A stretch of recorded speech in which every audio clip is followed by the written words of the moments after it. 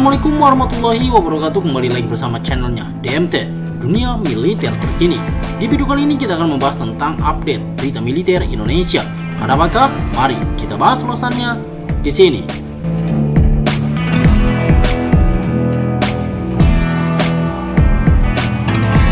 Penelitian menunjukkan Indonesia butuh tambahan 72 unit Sukhoi sekelas Su-57. Kapasitas produksi Sukhoi Su-57 tengah ditingkatkan Rusia. Sukhoi Su-57 hendak dijadikan sebagai jet tempur garis depan pemimpin operasi udara Rusia. Dari sini bisa dipahami, sejak tahun lalu pabrikan Sukhoi Komolskop on Amur Aircraft Plant alias KNOPO di Rusia Timur mulai menggenjot produksi Su-57. Sayangnya, Kremlin masih malu-malu mengerahkan Su-57 ke medan perang Ukraina. Padahal kiprah Su-57 sangat ditunggu para pengamat militer, apakah yang mampu melawan sistem pertahanan udara Patriot yang disuplai Amerika Serikat ke Ukraina. Hanya ada dua kemungkinan kenapa Su-57 belum secara aktif bertugas di Ukraina. Pertama, Rusia ingin memperbanyak Su-57 untuk mempertahankan tanah airnya dari ancaman serangan negara lain akibat menginvasi Ukraina. Kedua, Rusia tak mau ada potensi kehilangan Su-57 di medan perang Ukraina lantaran bila kejadian menurunkan prestis jet tempur itu. Tapi sialnya, meski tak secara aktif bertugas di medan tempur, Kementerian Pertahanan Ukraina baru-baru ini mengumumkan mereka baru saja menghancurkan satu unit Su-57. Serangan yang dilakukan oleh drone kamikaze Ukraina menghantam Su-57 yang tengah terparkir di off-road lanut perbatasan kedua negara. Pasukan Ukraina menyerang jet tempur Sukhoi Su-57 Rusia generasi terbaru di sebuah pangkalan udara di Rusia. Dalam salah satu foto, bekas jelaga hitam dan kawah kecil terlihat menghiasi strip beton di sekitar pesawat yang terparkir, jelas Al Jazeera pada 10 Juni 2024. Badan Intelijen Militer Ukraina, Gurkip, bahkan mengetahui jumlah pasti Su-57 Rusia saat ini. Gurkip, Rusia cuma memiliki total tak lebih dari 76 unit Su-57, itu pun sejumlah besar masih dalam tahap pesanan. Lebih dari 10 Su-57 baru ditambahkan ke armada Moskow tahun lalu, dan total 76 unit telah dipesan untuk dikirim pada tahun 2020. Lebih dari 10 Su-57 baru ditambahkan ke armada Moskow tahun lalu, dan total 76 unit telah dipesan untuk dikirim pada tahun 2028, jelasnya. Tentu saja, istilah memperbanyak lini produksi Su-57 oleh Rusia cuma isapan jempol belaka. Asal tahu saja, Cina dalam setahun mampu memproduksi 100 unit J-20. Juga Lockheed Martin setahun bisa menghasilkan 126 unit F-35. Gap yang sangat jauh ini mengindikasikan industri pertahanan Rusia tak siap mendukung kampanye militer dalam perang skala besar. Keadaan yang sungguh kontras semasa Perang Dunia Kedua, di mana industri pertahanan Uni Soviet paling depan jikalau soal memproduksi jumlah alutsista. Tapi kini, untuk mencukupi logistik tempur di perang Ukraina kesulitan. Penurunan kemampuan seperti ini haram bila lawan yang dihadapi Rusia ialah NATO. Padahal Rusia hendak menjadikan Su-57 sebagai komoditas ekspor. Ketidaksiapan industri pertahanan serta dihancurkannya Su-57 di Ukraina komplit sudah digunakan lawan bisnis menjatuhkan pasaran jet tempur Rusia. Salah satu negara yang ditawari Su-57 ialah Indonesia.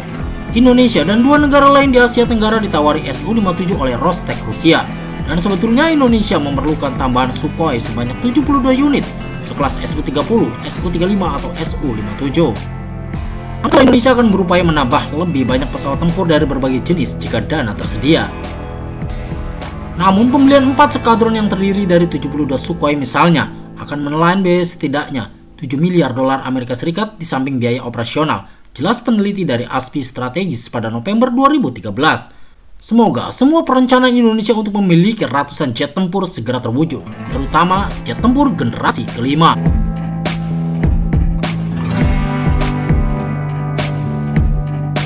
Situs asing prediksi Indonesia bakal upayakan beli Su-57 saingi F-35 Singapura. Su-57 dan F-35 digadang bakal menjadi rival jet tempur siluman masa depan. Pengembangan F-35 lebih dulu landing dibandingkan Su-57. Maklum, Su-57 dibiayai pakai ongkos pribadi Rusia, sementara F-35 join dengan berbagai negara. Sampai saat ini, penjualan F-35 terbilang sangat menjanjikan dibandingkan Su-57 yang baru diproduksi memenuhi kebutuhan dalam negeri Angkatan Udara Rusia. Rusia sendiri tak menampik bahwa mereka hendak menjual Su-57 buatannya ke luar negeri. Moskow sama sekali tak keberatan Su-57 jadi barang komersil karena orientasi pembuatan jet tempur ini memang mendapatkan margin keuntungan. Untuk memudahkan penjualan Su-57, Rusia memakai cara sederhana, yakni membuat suku cadang hingga fasilitas perawatan Su-57 segaris dengan Su-30 dan Su-35. Jadi, setiap negara yang pernah atau sedang mengoperasikan Su-30 bisa segera transisi ke Su-57. Tak perlu membangun fasilitas pendukung dari nol. Dengan pengalaman mengoperasikan Su-30, maka dipastikan mempiloti Su-57 bukan masalah besar. Hal ini dimulai saat Rusia memperkenalkan Su-30MK terbarunya yang memakai teknologi Su-57. Mereka seakan ingin memperlihatkan kepada calon konsumen bahwa benar Su-30 masih segaris keturunan dengan Su-57. United Aircraft Corporation (UAC) Rusia telah mematenkan jet tempur taktis siluman 2 tempat duduk baru. Berdasarkan jet tempur Su-30MK, pesawat ini memiliki fitur pesawat generasi kelima seperti penampang radar rendah dan kemampuan manuver super, lapor The Defense Post. UAC menjelaskan Su-30MK versi terbarunya ini menggunakan beberapa komponen penting Su-57. Membuat Su-30 yang selama ini dicap kuno mampu melaksanakan berbagai misi tempur yang dilakukan Su-57. Hasil teknis dari penemuan yang diklaim adalah untuk mengurangi tingkat visibilitas pesawat dalam jangkauan radar signature atau radar cross section, meningkatkan kemampuan manuver pesawat hingga kemampuan super manuver, meningkatkan tingkat karakteristik aerodinamis pesawat dengan kecepatan penerbangan supersonik dan subsonik, memperluas fungsionalitas pesawat dalam hal interaksi, informasi, komunikasi, beber UAC. Tentunya dengan adanya promosi ini menjadikan calon customer tertarik membeli Su-57. Sebetulnya sulit bagi Su-57 Rusia menyamai angka penjualan F-35. Rusia diketahui sudah menawarkan Su-57 ke 5 negara dengan ASEAN termasuk Indonesia. Walau Indonesia sendiri belum menyatakan minat membeli Su-57 lantaran transaksi Su-35 masih menggantung. Justru Myanmar dan Vietnam lah yang saat ini di barisan terdepan mendapatkan Su-57.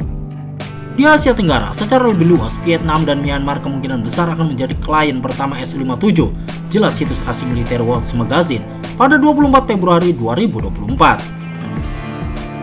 Meski demikian, Military Watch Magazine memprediksi Indonesia akan membeli Su-57 demi saingi F-35 Singapura.